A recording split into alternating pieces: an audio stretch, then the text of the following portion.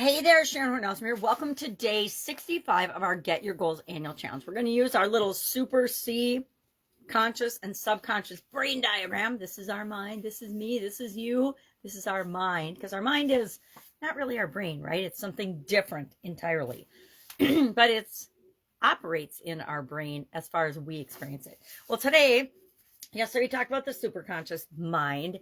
Today, we're going to talk about the subconscious mind, which means tomorrow we're going to talk about the conscious mind. Conscious and subconscious. I like to talk about the subconscious mind, or I'm going to this time first. I don't always talk about it first when I'm discussing the mind and the parts of the mind. But today I want to talk about it first because it actually controls about 90% of all of our functions, all of our life functions. Everything we think, everything we believe, everything we see and experience and do. Our subconscious experiences it, well, our body feels and experiences it first, but then our subconscious immediately kicks in and starts throwing in things to help us answer questions like, am I safe? Do I need to react to this? Is this important? What do I need to do about it? And 90% of what we need to do happens outside of our awareness. We're not aware of our breathing, our blinking, our eyes, etc. But the thing about our subconscious mind, it operates off of our past experience, our beliefs, our thoughts, our feelings, and things that have happened to keep us safe in the past. And that isn't always what's best for us, right? Sometimes it was best for us in a given situation, then we piled a whole bunch more evidence on it, and our subconscious just automatically runs a program. It's like a computer, right? And I love that we have computers nowadays because we have something to compare our mind to that most people can relate to.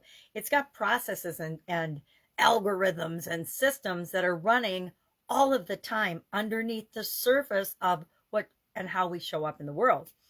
And some of the programs benefit us and move us toward what we want, in this case, toward our mental goals and objectives and desires. Other times, not so much. Have you ever been in the wrong relationship or made the same mistake over and over again? You know, I can see some of these things in my own life where I picked relationships that were bad for me when it comes to romantic relationships, even some friendships. I picked some friendships and partnerships in business that were bad for me. And then I didn't just do it once. I did it more than once, right? Because I didn't learn all the lessons I needed to learn from that relationship. So I picked another one that was slightly better, but had other challenges as well, until I finally learned, okay, you need to listen to your head. You need to listen to your heart. You need to listen to your intuition. Don't just let your subconscious and pick things automatically or willy-nilly.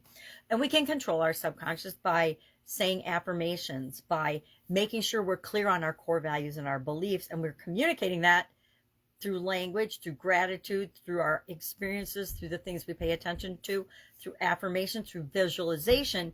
We can train our subconscious to move us toward what we want in any area of our life, but in mental goals, since we're talking about mental goals this month. So our action item today is just going to be to pay attention to some of the things that your subconscious takes care of for you. You know, so often I'm thirsty, so I go to the refrigerator and I get a glass of water, right? I don't even have to think about that. And then share one example of that you noticed today. And mine will be one that I haven't actually done for a couple of years now, but that I remember very vividly and very clearly. I would drive to and from work and literally have almost no conscious recollection of the commute to and from work. I drove over an hour one way each way. When I worked in the Twin Cities, I live in Hudson, Wisconsin. I worked in the Twin Cities. I lived in Burkhart. That was a little further outside of Hudson. But I would go early in the morning and I would come home in traffic, which was really a lot of stop and go. So I knew I was driving and paying attention, but my conscious mind was not necessarily paying attention. So that's my example, is how often do we do something and we just do it automatically, like on autopilot? Driving is a huge one for me. I used to drive to and from Texas, to and from Green Bay. And I mean, these are hours, 5 or 6 hours back then before the highway was doubled up, and like 16. And now the speed limit's faster, so probably not so many from Dallas, Texas. But all of the things that we can think about, the vast majority of them, we do not consciously think about.